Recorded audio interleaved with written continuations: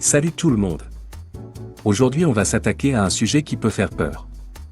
L'électricité dans nos maisons. Pas de panique, on est là pour démystifier tout ça. Que vous soyez un peu bricoleur, ou que vous vouliez réparer une prise ou changer un interrupteur, découvrons ensemble que l'électricité, ce n'est pas si compliqué quand on prend le temps d'en comprendre les bases. Alors c'est parti. Imaginez que l'électricité c'est comme une rivière magique qui coule dans les fils électriques de nos maisons. Mais au lieu de l'eau, cette rivière est constituée de minuscules particules appelées électrons. Ces électrons sont toujours en mouvement.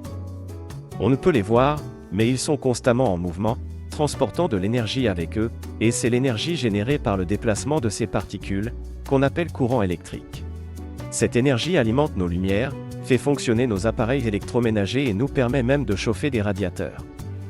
Sans électricité, notre vie serait très différente. Mais, comment ça marche l'électricité ?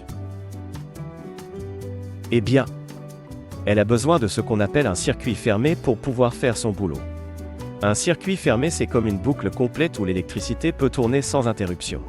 Par exemple, pour allumer une ampoule, le courant électrique doit partir d'une source comme une prise ou une pile, traverser l'ampoule, puis retourner à la source. Si tu appuies sur l'interrupteur pour allumer une lampe, tu fermes le circuit, le courant peut alors passer, et la lampe s'allume. Et quand tu éteins, tu ouvres le circuit, l'électricité ne passe plus, et la lampe s'éteint. Et elle vient d'où cette électricité ?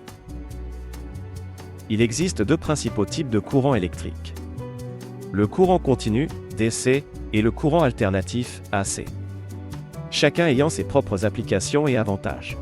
Les piles de nos jouets utilisent le courant continu, fournissant une source stable et constante d'énergie.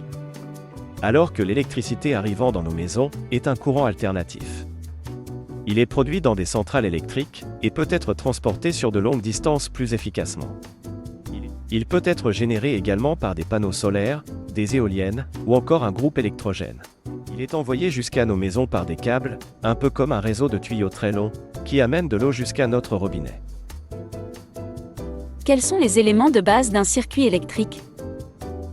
Dans un circuit électrique de base, on retrouve quelques éléments essentiels pour que l'électricité puisse circuler et faire fonctionner un appareil.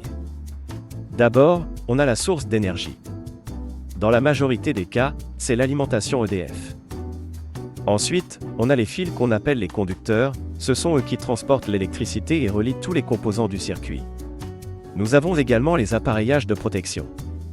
À savoir, les fusibles, remplacés aujourd'hui par les disjoncteurs, qu'on retrouve dans notre tableau électrique. Leur fonction étant de couper le circuit en cas de problème. Puis nous avons les appareillages de commande, exemple, les interrupteurs qui servent de boutons de contrôle. Il en existe de toutes sortes, avec plusieurs fonctions différentes. Dans un circuit électrique de base d'une maison, il y a aussi les prises de courant, qui jouent un rôle essentiel. Elles sont le point de connexion où on branche nos appareils pour les alimenter en électricité. On peut les voir comme des points de sortie du circuit qui permettent de distribuer l'énergie électrique. Quelle est la différence entre volts, ampères et watts ? Les volts, les ampères et les watts sont des unités de mesure du courant électrique. Vous vous souvenez de la rivière d'électrons ? Ces minuscules particules chargées négativement se déplaçant à travers les fils, créant ainsi un flux électrique. Eh bien, ce courant essentiel pour alimenter nos appareils quotidiens est mesuré en ampères. Son symbole est un A majuscule. Prenez un tuyau d'arrosage, plus il est gros, plus il laisse passer d'eau, c'est la même chose pour un câble électrique, plus la section est grande, plus il peut supporter de courant. C'est une analogie simple, mais efficace. Bon. On sait que le courant électrique c'est le flux d'électrons. Ces petites particules chargées négativement se déplacent à travers les fils pour alimenter nos appareils. Mais qu'est-ce qui fait bouger ces électrons en premier lieu ? C'est là que la tension entre en jeu. La tension est la force motrice derrière le mouvement des électrons. C'est elle qui pousse les électrons à travers notre circuit. Sans cette pression, les électrons resteraient immobiles. Elle se mesure en volts, dont le symbole est V majuscule. Imaginez un château d'eau. Plus le château d'eau est haut, plus la pression de l'eau est forte lorsqu'elle sort du robinet. De la même manière, plus la tension est élevée, plus la force qui pousse les électrons est grande.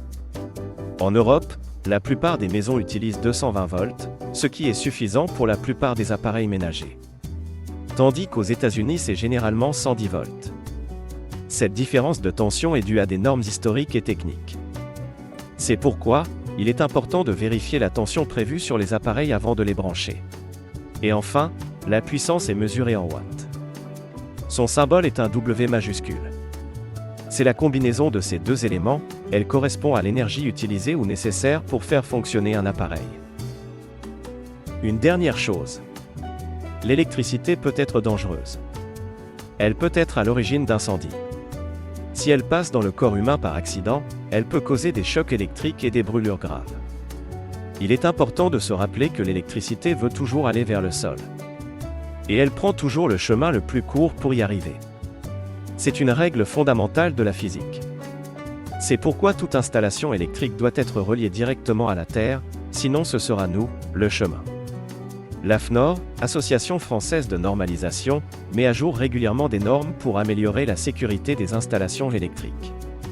Tous les électriciens, ainsi que les particuliers qui réalisent eux-mêmes leur installation, sont tenus de respecter la norme NFC 1500 que nous aborderons dans une prochaine vidéo. Voilà, c'est tout pour aujourd'hui. J'espère que ces informations vous auront permis de démystifier l'électricité que nous utilisons au quotidien. Au revoir. Si cette vidéo vous a aidé, et que vous avez appris quelque chose de nouveau, pensez à mettre un petit pouce en l'air. Ça m'encourage énormément, et surtout abonnez-vous pour ne rien rater des prochains tutos. Si vous avez des questions, ou des idées de sujets, n'hésitez pas à les partager dans les commentaires. À bientôt. Tibetain, simple, logique, tranquille.